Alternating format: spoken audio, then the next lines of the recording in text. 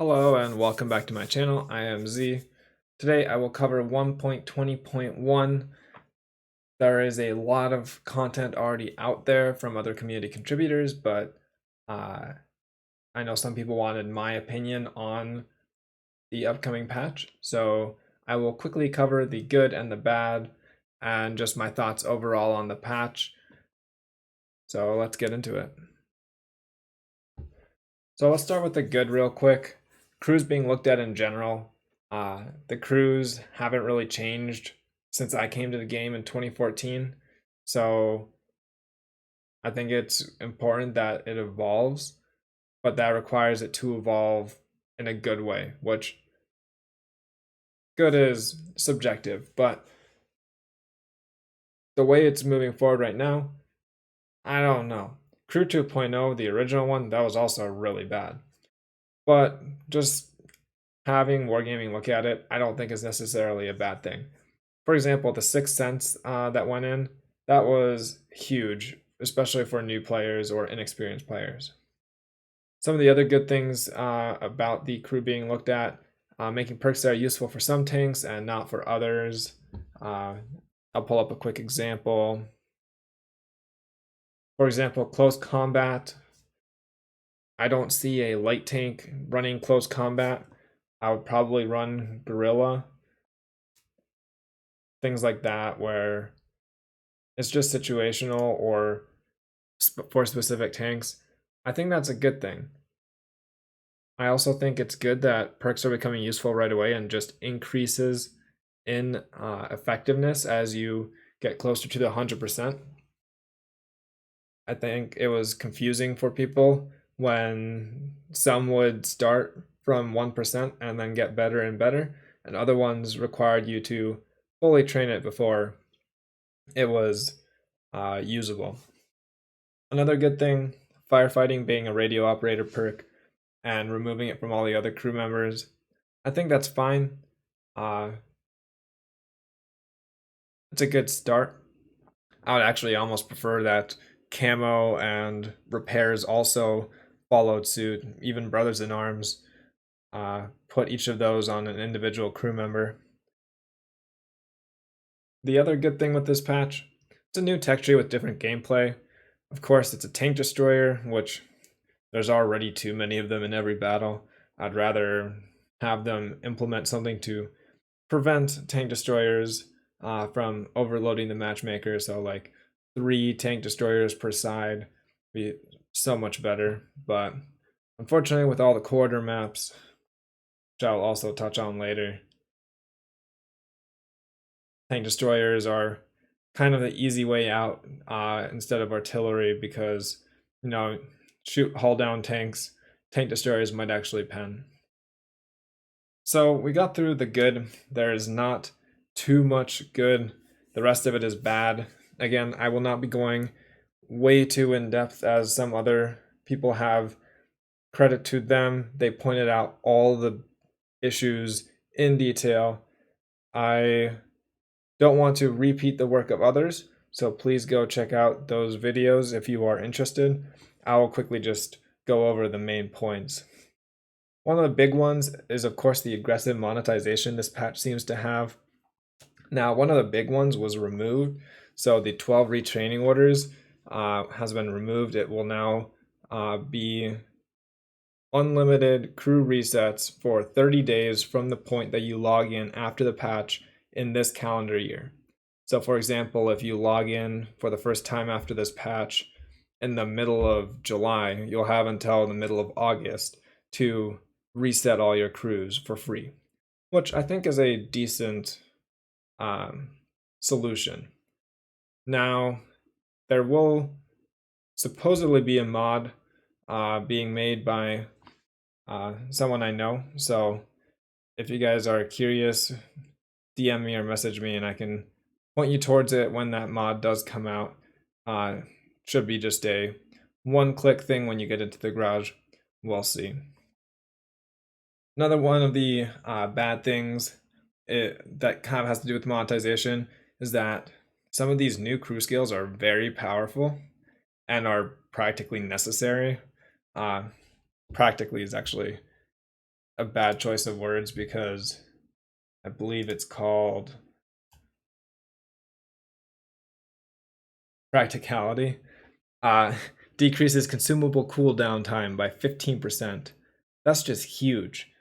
Like, for heavy tanks that are brawling and you're using your repair kit probably 3-4 times a game, that's just a big deal. That 15%. You can probably use your repair kit 2 more times effectively.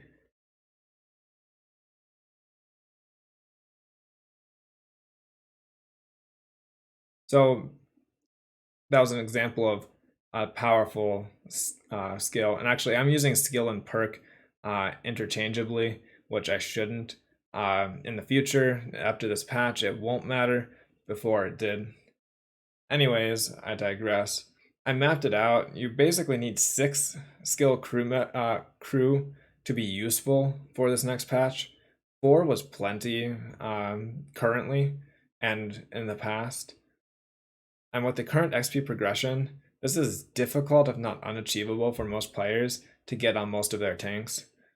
So you need to have thousands of battles for each of your crew to have 6 skills, and that's what you'll need to be meta. That's what you'll need to be competitive, which leads to the use of crew books and more premium tanks, converting free XP to crew XP. It's just pulling money from players. And then another example of the monetization, slots in the garage for credits. It's a good idea in theory, but just the way it's implemented is awful. The cost is way too high. It's really the new players that need access to garage slots. 250k is a lot, especially for new players. For example, I've been playing for way too many years. I have more than 400 unused garage slots, and most of those I didn't even get from buying them. Most of them have gone through like missions and other things like that. It's the new players that don't have any, and if they need 4 new slots so they can get to go down 4 new tech tree lines, that's a million credits. And if they don't have a premium tank, they'll have a lot of time of credit grinding, or they have to buy a premium tank, which again, in the past 300 gold, it just doesn't come out. Now, the other one is WoT Plus. WoT Plus has some very powerful features. The 2 main examples are the free demounting and the extra map ban. The free demounting is, especially when it comes to bond, so purple equipment, that's huge. Like, it's really hard to explain how big a deal that is. Essentially, the people that have spent hundreds of thousands of bonds on purple equipment have wasted their time and energy, and everyone will want to have the feature to be able to move purple equipment for free. And then also the extra map ban, like, that's a really big deal as well. You won't really see many light tanks on maps like Himmelsdorf or Ensk anymore. You don't really do currently, but add another map ban, you might also not see any artillery on Himmelsdorf or Ensk, and all of a sudden on proc, you won't see any heavy tanks. That's just gonna mess up battles pretty badly. So, continuing with the topic of WoT Plus, there are some adverse effects if it's implemented the way it seems to be headed right now. One of the biggest things is that'll make all other equipment obsolete other than purple, because it'll allow all the WoT Plus users to sell all of their basic equipment.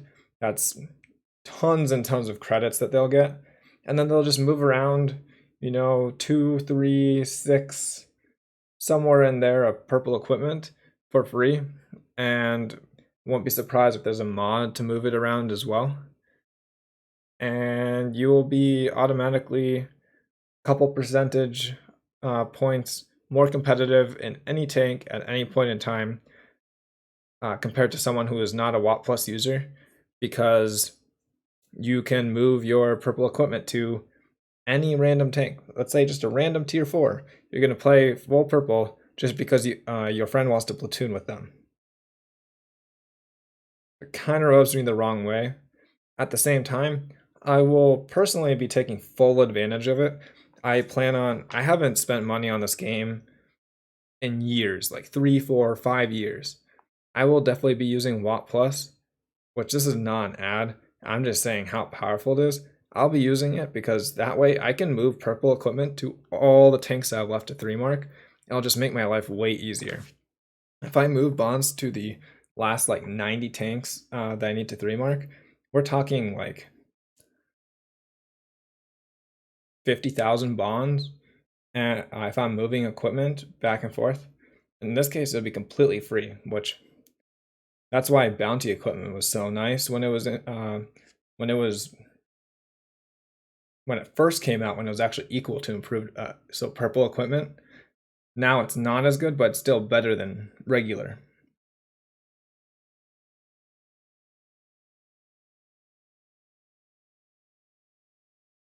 Another aspect of the WoT Plus that'll just be kind of under the radar is the map banning. It's actually going to increase marks of excellence because you had to learn how to play on maps that were bad for your tank, and now you will be able to ban even more of them.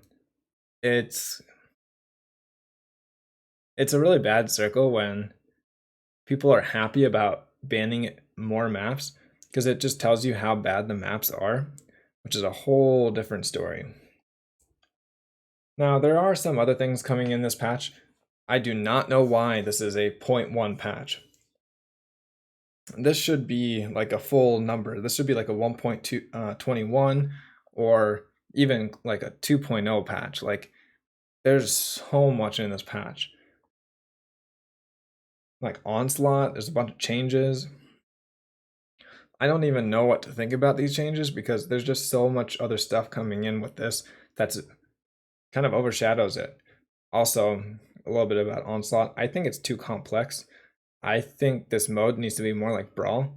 Just basic 77 encounter, add a progression system, and that's that. Luckily, there are no worthwhile rewards so far, but some of the other stuff, random events, dynamic cover, again, it's interesting stuff. Don't know how it will affect things definitively. But when it comes to balance, we all know how bad wargaming is with balance. And adding even more things to balance, I can only see it ending badly. Between new crew skills, all the random events, dynamic cover, they already messed up with field mods and experimental equipment, all the other equipment types. They're nerfing tanks that don't need to be nerfed because they added all these other random things. They're not nerfing the tanks that they need to be nerfed, like the Chieftain. Yeah. Basically, there's just a bunch of stuff wrong with this patch. Some good. I have no idea what's going to happen with this game in the long run, but at this point it feels like we're just along for the ride. And I guess the last thought with the maps is just that they're already just so bad, being just 3/4. Now with the random events, make it even worse, like make it 2/4. Yeah, I don't know. Or just, your tank randomly blows up because it was hit by a ship. Hopefully this helps you guys in understanding what my opinions are. And if you have any questions, feel free to leave them in the comments below. Send me a message in Discord or in game. And again, feel free to check out the content of other community contributors. They have much more in-depth deep dives on the ridiculous and overpowered crew skills that are coming and all the math involved with how absurd it is for tanks like the Manticore to actually be where you want it to be with crew skills, all of that. Hope you guys have a good rest of your day, and I will see you guys around.